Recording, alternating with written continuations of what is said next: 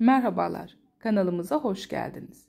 Birbirinden şık, birbirinden farklı örgü desenlerini sizler için araştırdık.